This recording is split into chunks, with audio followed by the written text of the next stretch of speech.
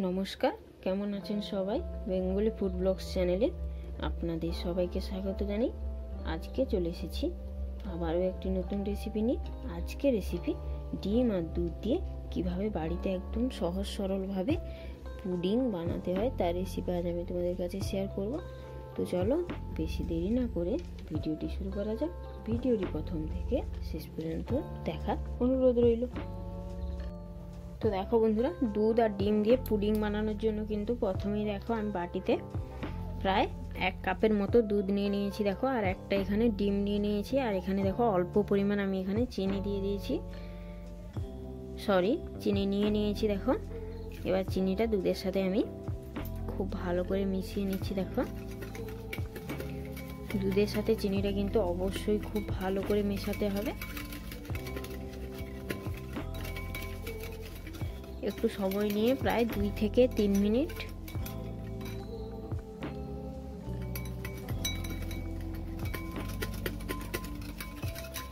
তো দেখো বন্ধুরা, খুব ভালো করে কিন্তু মিশিয়ে নিচ্ছি এখন। চিনিটা যত ভালো করে মেশানো হবে তত মিষ্টির পরিমাণটা পারফেক্ট আসবে। তো দেখো ফাটিয়ে নিয়েছি, এবারে আমি ডিমটাকে ফেটে দিয়ে দিচ্ছি।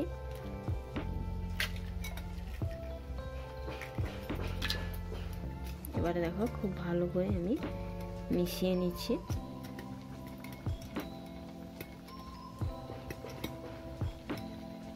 দেখো আমি কিন্তু একদম স্টেপ বাই স্টেপ তোমাদেরকে দেখানোর চেষ্টা করছি। আমি কিন্তু কোনো রকম ভিডিওটি স্কিপ করিনি। দেখো আমি কিন্তু একদম পারফেক্ট ভাবে তোমাদেরকে দেখানোর চেষ্টা করছি। দেখো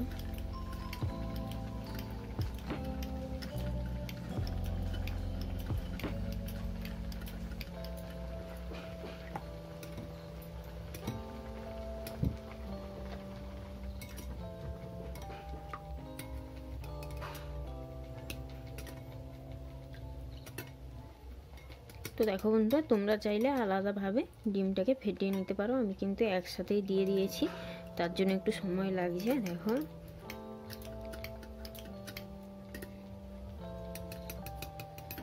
এবারে দেখো একই সাথে আমি ভ্যানিলা এসেন্সও দিয়ে দেব। সব কিছু দিয়ে আমি অল্প পরিমাণ ভ্যানিলা এসেন্স দিয়ে দিয়েছি। এবারে দেখো আমি খুব ভালো করে সময় নিয়ে ফেটাতে থাকবো। তো আমি এখানে ভ্যানিলা এসেন্স ব্যবহার করেছি, তোমরা চাইলে এখানে এলাচ গুঁড়োও দিতে পারো। ভ্যানিলা এসেন্স বা এলাচ গুঁড়ো দিলে কি হয়, এই যে ডিমের যে আঁশটে একটা গন্ধ থাকে সেটা কিন্তু আর থাকবে না। খাওয়ার সময় কিন্তু খেতে খুবই ভালো লাগবে। দেখো খুব ভালোভাবে কিন্তু দুধের সাথে ডিমটাকে ফেটানো হয়ে গেছে। দেখো যেই দিক থেকেই তুলছি দেখো সমানভাবেই কিন্তু হয়ে গেছে। দেখো এবারে আমি যে প্লেটে ডিমের পুডিংটা বসাতে দেব সেইটা নিয়ে নিয়েছি। দেখো এই বাটিটা আমি নিয়ে নিয়েছি। অবশ্যই কিন্তু এটা মাথায় রাখতে হবে, যেটাতেই পুডিংটা বানাও না কেন নিচটা যেন এইভাবে একটু সমান হয়, সেক্ষেত্রে পুডিংটা কিন্তু খুব সুন্দরভাবে উঠে যায়।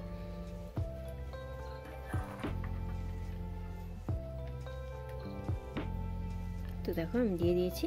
এবারে চলো কড়াইতে জল গরম করে খুব ভালো করে পুডিংটাকে হতে দেব। তো দেখো বন্ধুরা, গ্যাসে কিন্তু কড়াই বসিয়ে দিয়েছে, কড়াইতে অল্প পরিমাণ জল লাগিয়ে স্ট্যান্ডটা বসিয়ে দিয়েছি, আর কড়াইটা জলটা কিন্তু খুব ভালো করে গরম করে নিয়েছি। এবারে দেখো আমি মিশ্রণটা দিয়ে দিয়েছি। দেখো ডিমের যে ফেটিয়ে রাখা মিশ্রণটা সেটা কিন্তু দিয়ে দিয়েছি। স্ট্যান্ডটাকে এবারে আমি ঠিক করে দিয়েছি। দেখো একদম কিন্তু সোজাভাবেই বসিয়ে দিয়েছি। এবারে চলো একটা ভালো করে ঢাকনা লাগিয়ে খুব ভালো করে হতে দেব। প্রায় 10 থেকে 15 মিনিট কিন্তু খুব ভালো করে হতে দেব। তো চলো প্রায় 10 থেকে 15 মিনিট পরে ফিরে আসছি।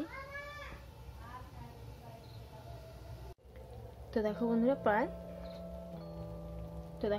প্রায় 5 থেকে 10 মিনিট পরে ফিরে চলে এসেছি। এবারে খুব ভালো করে দেখো ঢাকনাটা খুলে দেখব পুডিংটা কতটা হয়েছে।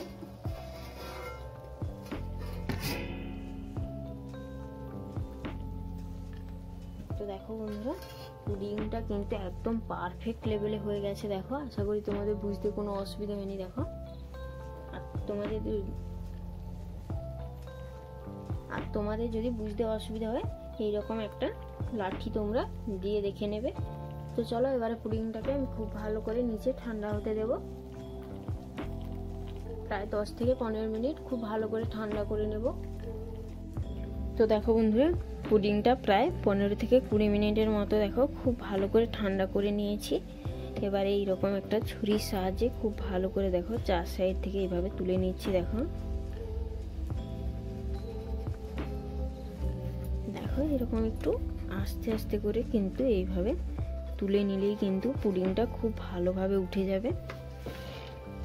দেখো, এরকম একটা প্লেটে যেহেতু নামাবো, তাই এইভাবে প্রথমে দেখো চাপিয়ে দিয়ে আমি উল্টে দিয়েছি। দেখো, এরকম আস্তে আস্তে একটু চাপ দিতে হবে।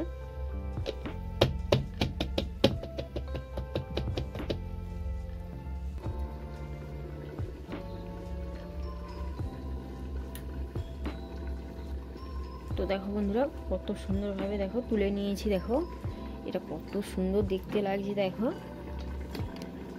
এটা কিন্তু যেমনই দেখতে সুন্দর তেমনই কিন্তু খেতেও অসাধারণ টেস্ট হয়। একবার বাড়িতে না বানালে কিন্তু বুঝতেই পারবে না যে টেস্টটা এতটা সুন্দর হয়। তো দেখো, আমি কিন্তু তোমাদেরকে কেটেও দেখিয়ে দেব।